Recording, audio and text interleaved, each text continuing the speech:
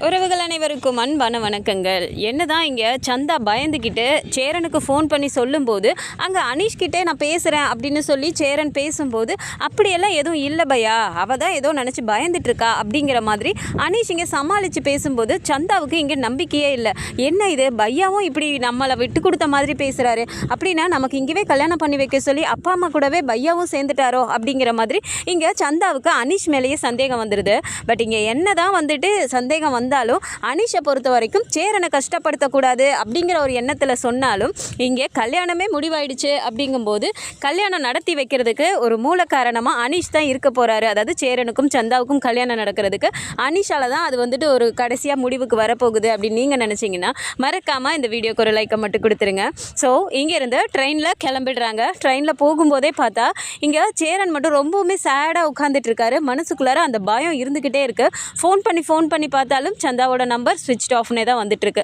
இதை வீட்டில் இருக்க எல்லாரும் அதெல்லாம் பயப்படாதீங்க, ஒன்றும் ஆகாது அப்படின்னு மாறி மாறி சொன்னாலும் அந்த வார்த்தை எல்லாமே வந்துட்டு சேரனால் ஏற்றுக்க முடியல. ஏன்னா மனசு அவ்வளோ ஒரு பயத்தில் சந்தா என்ன பண்ணுறாலோ, அங்கே என்ன நடக்குதுன்னு கூட தெரியலையேப்பா அப்படிலாம் புலம்பிக்கிட்டே வர்றாரு. கொஞ்சம் தூரம் போனதுக்கப்புறமா பார்த்தா எல்லாரும் இங்கே தூங்கிடுறாங்க. ஆனால் சேரனுக்கு கொஞ்சம் கூட தூக்கமே வரல. அவர் பாரு எழுந்து அங்கே ஓரமாக போய் நின்றுட்டு இருக்கும்போது நிலா எதேச்சியாக முழிக்கிறவங்க சேரனை காணோம் அப்படிங்கும்போது தேடிக்கிட்டு அங்கேயே போகிறாங்க. அங்கே போய் பார்க்கும்போது இப்போது சேரன் மட்டும் அப்படி தனியாக நின்று அப்படி பார்த்துட்டே வராரு. இதை பார்த்ததும் நீலா போயிட்டாங்கண்ணே, என்னென்ன தூங்கலையா நீங்கள் அப்படிங்கிறாங்க. அது என்னப்பா, நான் எனக்கு தூக்கம் வரல வந்தேன், நீ ஏன்ப்பா தூங்கலையா அப்படிங்கிறாங்க. இல்லைண்ணே, நான் சும்மா இப்படி திரும்பி படுக்கலான்னு பார்க்கும்போது தான் உங்களை பார்த்தேன், காணுமா, அப்போ தான் பார்த்து இங்கே நின்றுட்டு இருந்தீங்களேன்னு வந்தேன். என்னென்ன தூங்கலாம்ல அப்படிங்கிறாங்க. இல்லைப்பா, ஏதோ மனசு ஒரு மாதிரி பயமாகவே இருக்குப்பா, அங்கே என்ன நடக்குமோ ஏது நடக்குமோன்னு அப்படிங்கிறாங்க. அப்படிலாம் ஒன்றும் ஆகாதுண்ணே, 3 நாளில் தானே கல்யாணம்னு சொல்லியிருக்காங்க, நம்ம 2 நாள்லேயே அங்கே போயிடலாண்ணே, அதெல்லாம் ஒன்றும் ஆகாது, நம்ம போய் எப்படியாவது கல்யாணத்தை தடுத்து நிறுத்திடலாம், நீங்கள் கவலைப்படாதீங்கண்ணே அப்படிங்கிறாங்க. அப்போது இதை பார்த்துட்டு பல்லவனும் எழுந்து வந்துடுறாரு. வந்து பார்த்தா இங்கே இவங்க 2 பேர் பேசிகிட்டு இருக்கும்போது பல்லவன் பார்த்துட்டு, என்ன நீங்கள் தூங்கலையா அப்படிங்கிறாங்க. நாங்கள் தூங்காதது இருக்குண்டா, நீ தூங்கிட்டு தானே இருந்த, நீ எதுக்கு எழுந்திரிச்சு வந்த அப்படிங்கிறாங்க. இல்லை பாத்ரூம் போகணும் போல் இருந்துச்சு, அதான் எழுந்திரிச்சு வந்தேன், பார்த்தா நீங்கள் 2 பேரும் இங்கே நின்னீங்களா, அதான் அப்படியே இங்கே வந்துட்டேன் அப்படிங்கிறாங்க. சரி சரி அப்படிங்கும்போது என்னண்ணே பயந்துட்டே இருக்கியா அப்படிங்கிறாங்க. இல்லைடா அதெல்லாம் ஒன்றும் இல்லை, ரொம்ப பெரிய மனுஷன் மாதிரியெல்லாம் பேசாத அப்படிங்கிறாங்க. என்ன எப்போ பாரு என்ன சின்ன பையனே சொல்கிறீங்க, நானும் இப்போ காலேஜுக்கெலாம் போகிறேன், இதோ இப்போ கிளாஸ் போகிறேன், வேலைக்கெல்லாம் போக ஆரம்பிச்சிருவேண்ணே, நானும் பெரிய பையன் தானே, ஏன்னா இப்படி பண்ணுற அப்படிங்கிறாங்க. நீலாம் பார்த்துட்டு, சரிடா நீ பெரிய பையன் தான் ஒத்துக்கிறோம், நீ பாத்ரூம் தானே போக வந்த போ அப்படிங்கிறாங்க. அதுக்கு இல்லை அண்ணன் இப்படி சோகமாக இருக்கிறத பார்த்தா ஒரு மாதிரி இருக்க அப்படிங்கிறாங்க. அதெல்லாம் ஒன்றும் இல்லைடா பல்லவா, நான் நல்லா தான் இருக்கேன் அப்படின்னு இங்கே சேரனும் சொல்லும்போது பல்லவன் பார்த்துட்டு, நீ கவலைப்படாதண்ணே, உனக்குன்னு இருக்க பொருள் எங்கேயும் போகாது, உனக்கானது உன்னை தேடி தானாக வரும் அப்படிங்கிறாங்க. டேய் என்னடா இப்படியெல்லாம் நீ பேசுகிற அப்படிங்கிறாங்க. அதையெல்லாம் அப்படி படிப்படியாக கற்றுக்கிறதானே, எவ்வளோ படம் பார்க்குறோம், எத்தனை பேரை பார்க்குறோம், அப்படியெல்லாம் ஒன்று ஒன்றா கற்றுக்கிறது தான், நீ எல்லாம் கவலையே படாதண்ணே அப்படின்னு சொல்லிட்டு இங்கே பேசிகிட்டு இருக்கும்போது நிலா ஒரு மாதிரி சிரிச்சுட்டு, சரிடா நீ சொன்ன அட்வைஸ் எல்லாம் போதும், அப்போது பாத்ரூம் போயிட்டு வா அப்படிங்கிறாங்க. ஒரு மாதிரி சிரிச்சுக்கிட்டே சரிங்க அப்படின்ட்டு போயிடுறாங்க. இப்போ நிலா வந்து சேரனை பார்த்துட்டு, அண்ணா அவன் சின்ன பையனாக இருந்தாலும் அவன் சொன்னதுலேயும் ஒரு அர்த்தம் இருக்குல்லண்ணே அப்படிங்கிறாங்க. இல்லைப்பா இவன் இத்தினூண்டு பையனாக இருந்தான், இப்போ பாரு எனக்கே வந்து அவன் அட்வைஸ் எல்லாம் கொடுக்குறான் அப்படிங்கிறாங்க. அதுக்கு இல்லைண்ணே, அவன் சொன்னது உண்மைதான், எப்போவுமே நம்ம எந்த ஒரு விஷயத்தையும் அது நமக்கு நடந்துருச்சு அப்படின்னு சொல்லிட்டு நீங்கள் மேனிஃபெஸ்ட் பண்ணீங்க அப்படின்னா அது அப்படியே நடக்கும்ண்ணே அப்படிங்கிறாங்க. மேனிஃபெஸ்ட் பண்ணுமா அப்படின்னா என்னப்பா அப்படிங்கிறாங்க. அது ஒரு மாதிரிண்ணே, நம்மளை சுற்றி இருக்க அந்த பிரபஞ்சமே நம்ம என்ன கேட்குறோமோ அதை கண்டிப்பாக நமக்கு கொடுக்கும்னு, நம்ம அதோட ஒரு நம்பிக்கையோட நமக்கு அது நடந்துருச்சுன்னு சொல்லிட்டு நீங்கள் தேங்க்ஸ் சொல்லிட்டே இருங்களேன், கண்டிப்பாக உங்களுக்கு அது நடந்தே தீருண்ணே அப்படிங்கிறாங்க. என்னவோப்பா நடக்குதோ இல்லையோ, நீங்களாம் சொல்கிறதையும் பேசுகிறதையும் கேட்கும்போது ஒரு மாதிரி மனசுக்குள்ளே நம்பிக்கை தான் வருது அப்படிங்கிறாங்க. அவ்வளோதானே, மனசை லேசாக்கிக்கோங்க, அதெல்லாம் தானாக நடக்கும், சந்தாவுக்கு ஒன்றும் ஆகாது, அதான் அனீஷ் கூட இருக்காருல்ல அப்படிங்கிறாங்க. நீ அனீஷ்ன்னு சொன்னோன்னே தான்ப்பா ஞாபகம் வருது, இந்த மாதிரி ஏதாவது பிரச்சனைனா எனக்கு உடனே ஃபோன் பண்ண அனீஷ்ன்னு நான் சொல்லியிருந்தேன், ஆனால் சந்தா தான் ஃபோன் பண்ணுச்சு, இது வரைக்கும் அனீஷ் ஃபோனே பண்ணலப்பா அப்படிங்கிறாங்க. சரிண்ணே நமக்கு தான் பிரச்சனைன்னு தெரிஞ்சு போச்சுல்ல, நீங்கள் அனீஷ்க்கு ஃபோன் பண்ணுங்க அப்படிங்கிறாங்க. இப்போ வேணாம்ப்பா, இந்த டைமில் தூங்கிட்டு இருப்பாங்களோ என்னவோ, காலையில் நம்ம கூப்பிடலாம் அப்படிங்கிறாங்க. ஸோ ட்ரெயினில் போயிட்டு இருக்கும்போதே இப்போ காலையில் பார்த்தா ஸ்டேஷனில் ஒரு இடத்துல நிற்குது. அங்கே வந்து டீ காஃபிலாம் கொண்டு வரும்போது எல்லோரும் வாங்கி அதை சாப்பிட்டுட்டு அங்கே இருக்காங்க. மூஞ்சியெல்லாம் கழுவிட்டு ஃப்ரெஷ்ஷப் ஆகிட்டு உட்காந்துட்டு டீ காஃபிலாம் குடிச்சிட்டு இருக்கும்போது இப்போ நிலாவே பார்த்துட்டு, அண்ணா இப்போ ஃபோன் பண்ணுங்கண்ணே அனிஷ்க்கு அப்படிங்கிறாங்க. இதை பண்ணுறேன்ப்பா அப்படின்னு சொல்லிட்டு அனிஷுக்கு ஃபோன் பண்ணால் அனிஷ் ஃபோனே எடுக்க மாட்டேங்கிறாரு. இங்கே ரொம்பவுமே சேரனுக்கு படப்படன்னு ஆகுது. என்னப்பா இத்தனை வாட்டி ஃபோன் பண்ணிட்டேன், அனிஷ் ஃபோனே எடுக்க மாட்டேங்கிறானே அப்படிங்கிறாங்க. சரி விடுங்கண்ணே பார்த்துக்கலாம், கூட அவங்கெல்லாம் இருப்பாங்களோ என்னவோ, அவரே கூப்பிடுவார் அப்படிங்கிறாங்க. ஆனால் பீகார் போய் இறங்குற வரைக்குமே பார்த்தா இங்கே அனிஷு ஃபோனே பண்ணலை. அதுவே சேரனுக்கு ஒரு மாதிரி இருக்குது. பிரச்சனைனா ஃபோன் பண்ணுன்னு சொன்னேன், அதுக்கும் பண்ணலை. இப்போ நான் ஃபோன் பண்ணேன்னு தெரிஞ்சிருந்து இது வரைக்கும் கூப்பிடலையே அப்படிங்கிறது மனசுக்கு ஒரு மாதிரி உறுத்தலாகவே இருந்துகிட்ருக்கு. ஸோ அங்கே போய் விசாரித்தாலும் அங்கே யாருமே இல்லாததுனால கல்யாண மண்டபத்தில் அங்கே பக்கத்தில் கோவிலில் நடக்குது, கல்யாணத்துக்காக போயிருக்காங்க அப்படின்னு சொன்ன உடனே அந்த கோவிலுக்குமே இவங்க நேராக அங்கே போகிறாங்க. அங்கே போனால் இவங்க போய் இறங்கி உள்ளே போகிறதுக்கும் அங்கே தாலி கட்டுறதுக்கும் கரெக்டாக இருக்குது. இங்கே போயிட்டு சேரன் ஓடி போகிறாரு. பின்னாடி எல்லாருமே வந்து நிறுத்துங்க அப்படின்னு சொல்லிட்டு தடுக்கிறதுக்கு முன்னாடி இங்கே அனிஷே டக்குன்னு நிறுத்துங்க அப்படின்னு கத்திடுறாரு.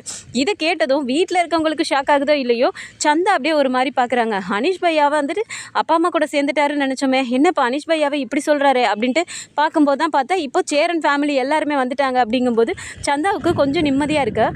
இப்போ சந்தாவோட அப்பா பார்த்துட்டு திட்டுறாரு, என்ன அனிஷ் அப்படின்ட்டு அவர் ஹிந்தியிலே திட்டுறாரு. எதுக்கு இப்போ நிப்பாட்ட சொல்கிற அப்படின்னு சொல்லிட்டு இவரும் பேசும்போது அவங்க மாமா உட்காந்துட்டு அவர் மிரட்ட ஆரம்பிக்கிறாரு. என்ன கல்யாணத்தை நிறுத்தலான்னு பார்க்குறியா, அவனுங்க வந்துட்டானுங்கன்னு உனக்கு தைரியமா அப்படிங்கிறாங்க. அதெல்லாம் ஒன்றும் இல்லை, அவங்க வந்துட்டாங்க பார்த்தீங்க, அவங்களுக்கு பின்னாடி யார் வராங்கன்னு பாருங்க அப்படிங்கிறாங்க. பின்னாடி யார் வரா அப்படின்ட்டு அப்போ தான் சேரன், நிலா, சோழன், பாண்டி, பல்லவ எல்லாருமே அப்போ தான் திரும்பி பார்க்குறாங்க. அவங்களுக்கே தெரியல. திரும்பி பார்த்தா பின்னாடி அங்கே பீகார் போலீஸே வந்துட்டாங்க. அதை பார்த்ததுமே இப்படி நிலாவுக்கே ஒரு மாதிரி ஸ்டன் ஆயிடுது. என்ன போலீஸ்லாம் வந்திருக்காங்களே அப்படின்ட்டு சந்தா ஒரு மாதிரி ஆச்சரியமாக பார்க்குறாங்க. போலீஸா அப்படிங்கிற மாதிரி பார்க்குறாங்க. சந்தாவுக்கு ஒரு மாதிரி ஆகுது. நம்ம போலீஸ்க்கு ஃபோன் பண்ணி சொல்லிடலான்னு நினச்சோம், ஆனால் பயந்துட்டு நம்ம சொல்லவே இல்லை. ஆனால் இப்போ திடீர்னு வந்து நிற்கிறாங்களே, யார் சொல்லியிருப்பாங்க அப்படிங்கிற மாதிரி இங்கே சந்தா ஒரு மாதிரி குழம்பி போய் நிற்கிறாங்க. டக்குன்னு அனிஷ் வேகமாக வந்துட்டு போய் வேகமாக கூப்பிடுறாரு. அப்போ பார்த்தா இவங்க சேரன் எல்லாத்தையுமே கூப்பிட்டு இங்கே பின்னாடியே போலீஸ் வந்துட்டு யார் ஃபோன் பண்ணது எங்களுக்கு அப்படின்னு சொல்லி கேட்கும்போது இப்போ அனிஷ் தான் வேகமாக முன்னாடி போய் நிற்கிறாரு. நான் தான் ஃபோன் பண்ணேன் அப்படின்னு சொன்ன உடனே என்ன விஷயம், எதுக்காக ஃபோன் பண்ணீங்க, யாருக்கு இங்கே கட்டாய கல்யாணம் நடக்குது அப்படின்னு சொல்லி கேட்ட உடனே எல்லாருக்குமே பயங்கர ஷாக் ஆகுது. இங்கே நிலாவுக்கும் சேரனுக்குலாம் அவ்வளோ சந்தோஷமாகுது. பரவாயில்ல, அனிஷ் இப்படி ஒரு வேலையை பார்த்துருக்கானே, நம்மளும் சேர்ந்து தப்பாக நினச்சிட்டோமே அப்படிங்கிற மாதிரி சேரனும் அப்படியே ஒரு மாதிரி பார்க்குறாரு. நீங்கள் கவலைப்படாதீங்க பையா, எப்படி நீங்கள் வந்துடுவீங்கன்னு எனக்கு தெரியும். நீங்கள் அப்படி ஒரு வேளை வரலை அப்படின்னாலும் கல்யாணத்தை எப்படி தடுத்து நிறுத்துறதுன்னு எனக்கு தெரியல. அதனால தான் நானே போலீஸுக்கு ஃபோன் பண்ணி சொல்லிட்டேன் அப்படின்னோடனே இங்கே எல்லாருமே சேர்ந்துட்டு அவங்க மாமா எல்லாருமே ஒரு மாதிரி மிரட்டுறாங்க. போலீஸ் இங்கே டக்குன்னு ஒரு மாதிரி பேச ஆரம்பிச்சிடுறாங்க. எங்கள் முன்னாடியே நீ மிரட்ட பார்க்குறியா அப்படின்ட்டு, இங்கே பாருமா இது கட்டாய கல்யாணமா உனக்கு அப்படிங்கிறாங்க. சந்தா ஒரு மாதிரி திருன்னு முழிக்கிறாங்க. ஒரு மாதிரி அழுக ஆரம்பிக்கிறாங்க. கேட்டால் பதில் சொல்லுமா, நிஜமாவே உனக்கு இந்த கல்யாணத்தில் விருப்பம் இல்லையா அப்படின்னோடனே இங்கே சேரனும் பார்க்குறாரு. அப்போது நிலா டக்குன்னு இருந்துட்டு, சந்தா இதுக்கு மேலே நீங்கள் அமைதியாக இருக்காதீங்க, யாருக்கும் பயப்படாதீங்க, உங்கள் மனசில் என்ன இருக்கோ அதை சொல்லுங்கள் அப்படிங்கிறாங்க. இங்கே நிலா தமிழில் பேசும்போது அவங்களுக்கு எதுவுமே புரியல. அவங்க பார்த்துட்டு இவங்க என்ன சொல்கிறாங்க, அவங்கள ஏதாவது கட்டாயப்படுத்துகிறாங்களா, பிளாக்மெயில் பண்ணுறாங்களா அப்படிங்கிற மாதிரி கேட்குறாங்க. அப்போ கூடவே அனிஷும் இல்லை அவங்க தான் வந்துட்டு அவங்களோட ஃபேமிலி, அதனால் மனசில் இருக்கிறத சொல்லுங்கன்னு தான் சொல்கிறாங்க அப்படின்ட்டு இங்கே அனிஷும் டிரான்ஸ்லேட் பண்ணுறாரு. சரி நீங்கள் யாரும் பேசக்கூடாது, அமைதியாக இருங்க, அந்த பொண்ணு சொல்லட்டும் அப்படின்ட்டு இப்போ சந்தா கிட்டே கேட்டால், ஆமாம் எனக்கு இந்த கல்யாணத்தில் விருப்பம் இல்லை, இவரை தான் எனக்கு பிடிச்சிருக்கு, இவர் வந்து வீட்டுக்கே வந்து பொண்ணு கேட்டோம், இவங்க அது இதுன்னு காரணம் சொல்லிவிட்டு இப்போ திரும்பவும் என் மாமாவுக்கே கல்யாணம் பண்ணி வைக்க பார்க்குறாங்க அப்படின்னு சொல்லிட்டு இங்கே சந்தா சொன்ன உடனே இங்கே இருந்துட்டு வீட்டில் இருக்கவங்களாம் இல்லை அவள் பயந்துட்டு ஏதோ சொல்லிட்டு இருக்கா, இவனுங்கெல்லாம் வந்து மிரட்டுறானுங்க, என் பொண்ணை வந்துட்டு இந்த மாதிரிலாம் மிரட்டி கல்யாணம் பண்ணணும்னு சொல்லிட்டு இவனுங்க தான் பண்ணுறானுங்க அப்படின்னு சொல்லிட்டு சந்தாவோட அப்பா அப்படியே சேரன் சைடு திருப்பி போடுறாரு. இங்கே சேரனுக்கு அப்படியே ஒன்றுமே புரியல. என்ன அனிஷ் சொல்கிறாரு அப்படின்னோடனே, பையா நீங்கள் தான் சந்தாவை மிரட்டி இப்படி சொல்ல வைக்கிறீங்கன்னு சொல்கிறாரு அப்படிங்கிறாங்க.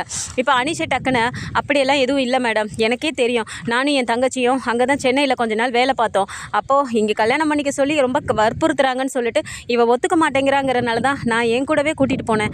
அங்கே வேலை பார்க்க போன இடத்துல எனக்கும் இவர் நல்லா தெரியும், இவர் நல்ல மனுஷன் தான், நல்ல குடும்பம், அவங்கள சரி கல்யாணம் பண்ணி வைக்கலான்னு சொல்லிட்டு எனக்கும் விருப்பம் தான், என் தங்கச்சிக்கும் பிடிச்சிருந்துச்சு, அதனால் சரி அப்பா அம்மாவுக்கும் விருப்பம் இல்லை அப்படின்னாலும் கல்யாணம் பண்ணி வச்சிடலான்னு சொல்லிட்டு கல்யாண ஏற்பாடெல்லாம் நடந்து தாலி கட்ட போகிற நிமிஷத்தில் அவங்க வந்து கூட்டிகிட்டு போயிட்டாங்க. ஏதாவது துப்பாக்கி வச்சு கன் பாயிண்டில் கூட்டிகிட்டு போயிட்டாங்க சந்தாவை. இங்கேயும் வந்து பேசினாங்க அப்பா அம்மா கிட்ட. அப்படி பேசியும் 6 மாதம் டைம் எல்லாம் கேட்டாங்க.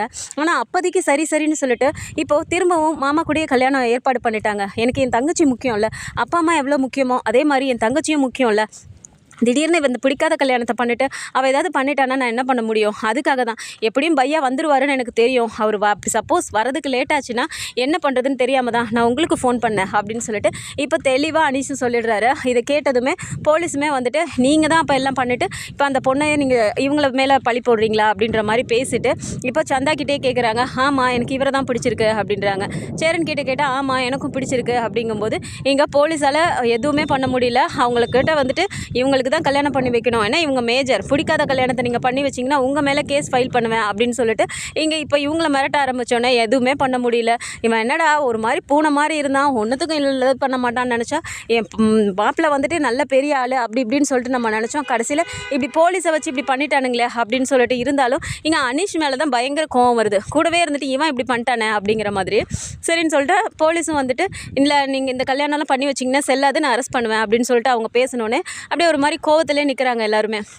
மேடம் நீங்கள் கல்யாணம் நீங்கள் இருக்கும்போதே இந்த கல்யாணத்தை முடிச்சிடலாம் அப்படின்னு நீங்கள் நிலாவும் சொன்ன உடனே சரி அப்படின்னு சொல்லிட்டு அங்கேயே வந்துட்டு சேரனுக்கும் சந்தாவுக்கும் கல்யாணம் நடக்குது. ஸோ கல்யாணம் நடந்து முடிஞ்சதுக்கப்புறமா பார்த்தா இப்போ போலீஸும் பார்த்துட்டு இந்த கல்யாணம் சட்டப்படி செல்லும், 2 பேரும் மனசுக்கு பிடிச்சி தான் கல்யாணம் பண்ணியிருக்கீங்க, அதனால் உங்களை யார் எது பண்ணாலும் நீங்கள் இம்மிடியட்டாக எனக்கு நீங்கள் கம்ப்ளைண்ட் பண்ணலாம் அப்படின்னு சொல்லிட்டு அவங்களும் கிளம்பி போயிடுறாங்க. இங்கே அனீஷ் பார்த்துட்டு பையா நானும் உங்கள் கூடயே வரேன் பையா, இங்கே இருந்தேன்னா நான் தான் சொல்லி கொடுத்தேன்றனால என்ன ஏதாவது பண்ணாலும் பண்ணிவிடுவாங்க, நானும் உங்கள் கூட வந்துடுறேன் பையா அப்படிங்கிறாங்க. அதுக்கு என்ன அனீஷ் வா கிளம்பலாம் அப்படின்னு சொல்லிட்டு இங்கேருந்து அப்படியே ஜென்டிலாக வந்துட்டு சந்தாவை கல்யாணம் பண்ணி கூப்பிட்டுட்டு கூடவே அனீஷும் கிளம்பி வந்துடுறாரு. அவங்க அப்பாவும் அம்மாவும் ஒரு மாதிரி தவிச்சு போய் நிற்கிறாங்க, எதுவுமே பண்ண முடியலையே, ஆனால் கூடவே இருந்த அனீஷ் இப்படி பண்ணிட்டானே அப்படிங்கிற மாதிரி ஒரு கோவம் இருந்தாலும் சந்தாவுக்கு ஒரு மாதிரி கில்ட்டாக ஃபீல் ஆகுது. ஐயோ நம்மளே அண்ணாவை வந்து தப்பாக நினச்சிட்டோமே அப்படின்ட்டு சாரி பையா அப்படிங்கிறாங்க. எதுக்கு சந்தா எனக்கு சாரி சொல்கிற அப்படிங்கிறாங்க. இல்லை நீ அன்னைக்கு அவர்கிட்ட பேசும்போது நீங்கள் அப்படிலாம் ஒன்றும் இல்லைன்னு சொன்னதுனால நீங்களும் மனசு மாறிட்டீங்க போல இருக்குன்னு நான் உங்களை தப்பாக நினச்சிட்டேன் அப்படிங்கிறாங்க.